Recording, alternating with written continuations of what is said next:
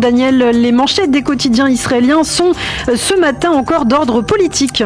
Et oui, Lana, après l'élection hier matin de Yariv Levin au poste de président de la Knesset, les journaux israéliens parlent en manchette ou en première page de législation accélérée en vue de la formation du prochain gouvernement.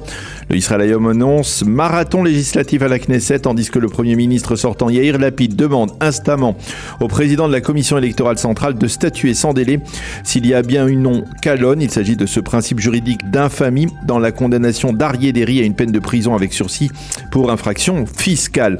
Le Israël Hayom explique en quelques heures les projets de loi visant à légaliser la nomination d'Aryeh Deri au sein du gouvernement et visant également à accorder plus de pouvoir à Bezalel Smotrich et à Itamar Ben-Gvir ont été votés en lecture préliminaire, et le quotidien gratuit de mentionner le patron de la police, Kobi Shabtai, qui a affirmé hier que la police s'opposait justement à cette loi Ben-Gvir visant à donner les pleins pouvoirs au futur ministre sur l'ensemble du corps policier. Dans un éditorial, Eliakim Rubinstein, ancien vice-président de la Cour suprême, affirme que cette législation express est inquiétante et inappropriée.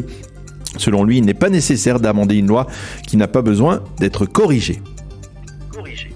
Et à ce propos précisément, le Yediot publie en manchette un extrait de l'entretien que lui a accordé Roni Alcher, l'ancien patron de la police. Oui, je n'aurais jamais accepté d'être commandé par un politique. Si cela s'était produit, j'aurais démissionné. Allusion très claire à Itamar Ben-Gvir, et ce alors que le Yediot Aharonot donc publie des extraits ce matin de cet entretien que lui a accordé donc l'ancien patron de la police. Le Yediot annonce en surtitre également que la loi Ben-Gvir, qui justement accorde plus l'âge prérogative au ministre de la Sécurité intérieure, a donc été votée hier soir. Selon Roni Alcher, Ben-Gvir nous conduit vers un terrible danger pour notre sécurité personnelle. Et Roni Alcher en rajoute une couche, si l'on peut dire comme cela, en déclarant « Je suis inquiet pour le sort de l'État d'Israël, ni plus ni moins ». Roni Alcher qui restera pour l'histoire celui qui a recommandé l'inculpation de Binyamin Netanyahou. L'intégralité de l'entretien d'Alcher sera publiée dans l'édition de vendredi du Yediot Aharonot.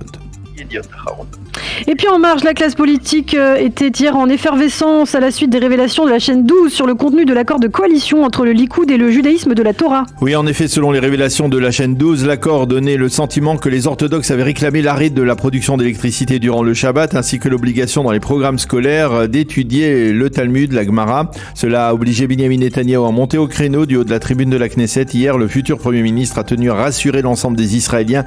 Il n'y aura aucun changement dans le statu quo en matière religieuse dans mon gouvernement. Quant aux députés orthodoxes, ils ont qualifié ces révélations de fake news.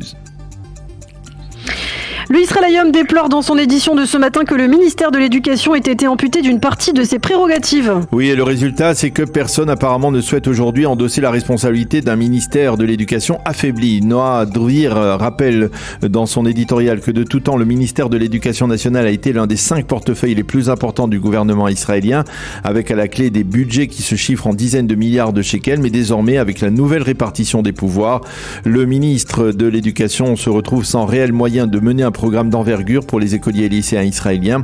On estime toutefois que soit Miri Regev, soit Eli Cohen du Likoud accepteront d'être nommés à ce poste, peut-être en lui rajoutant le petit ministère des sciences. Et Eitan Norkibi déplore cette situation.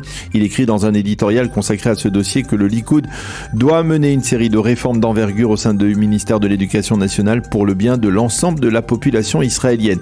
Dans le Yediot Aharonot, Lior Ben-Ami constate pour sa part que c'est à celui qui protestera le plus qui aura le meilleur portefeuille ministériel. Sans tenir compte de ses compétences et pour les besoins de la cause, le ministère de l'Éducation se retrouve totalement écartelé, écrit-il avec une forme de désespoir ce matin dans son éditorial.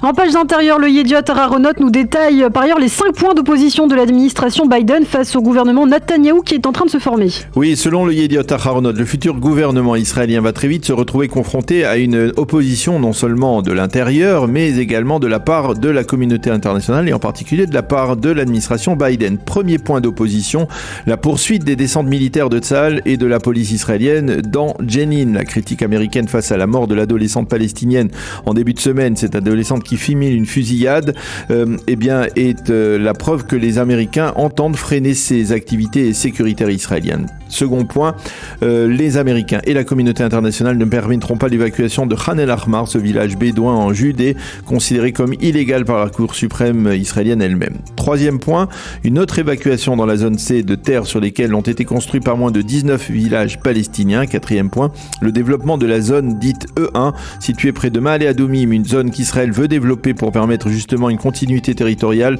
entre le sud et le nord de la capitale. Et enfin, cinquième point, les petits hameaux palestiniens au sud de Hebron, dans la région de l'implantation israélienne de Sousia, qu'Israël voudrait faire évacuer et auxquels les Américains s'opposent de manière assez farouche. Enfin, il fallait s'y attendre, les quotidiens israéliens consacrent aussi une partie de leur une, Daniel, à la Coupe du Monde, avec la qualification hier soir de l'Argentine qui a vaincu la Croatie 3-0. Oui, à 90 minutes de la Coupe du Monde. Titre ce matin en première page, le Yediot Aharonot pour saluer la qualification de l'Argentine et tirer un coup de chapeau particulier à Lionel Messi qui a été magistral, vous le savez, hier soir. La symphonie de Messi, titre d'ailleurs pour sa part le Israël Hayom. À un pas de la coupe, Messi et Alvarez ont qualifié la sélection argentine pour la finale. Titre ensemble le Haaretz et le Maariv ce matin et l'ensemble des sites d'information couvrent d'éloges le Messi argentin qui était hier soir au grand rendez-vous de la première demi-finale. On attend aussi en Israël de savoir si les Argentins rencontreront les Bleus ou bien si la sélection marocaine créera à nouveau la surprise en se qualifiant pour la finale.